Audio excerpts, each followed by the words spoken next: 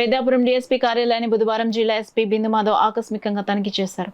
వార్షిక తనిఖీలో భాగంగా జిల్లాలో వివిధ పోలీస్ స్టేషన్లను సందర్శించి పెద్దాపురం డీఎస్పీ కార్యాలయాన్ని కూడా వార్షిక తనిఖీ నిర్వహించినట్లు ఎస్పీ బిందు మాధవ్ తెలిపారు. రాష్ట్ర ప్రభుత్వం పోలీస్ శాఖ ఉన్నతాధికారుల ఆదేశాల మేరకు వార్షిక తనిఖీలు నిర్వహిస్తామన్నారు. Peddapuram DSP KV Satyanarayana division పరిధిలో వివరాలను ఎస్పీ బిందు మాధవ్కు వివరించారు. డీఎస్పీ కార్యాలయం వద్ద ఎస్పీ బిందు మాధవ్కు పోలీసులు ఘన స్వాగతం పలికారు. పెద్దాపురం డివిజన్ పరిస్థితికి చెందిన సర్కిల్ ఇన్స్పెక్టర్లు, ఎస్ఐలు, ఇతర పోలీసులు పాల్గొన్నారు. వార్షిక తనిఖీల్లో భాగంగా ఈ రోజున Kondangi police station, Tuni rural police station, అట్లనే ఎస్డిపిఓ పెద్దాపురం ఆఫీస్ ఇన్స్పెక్షన్ చేయడం జరిగింది.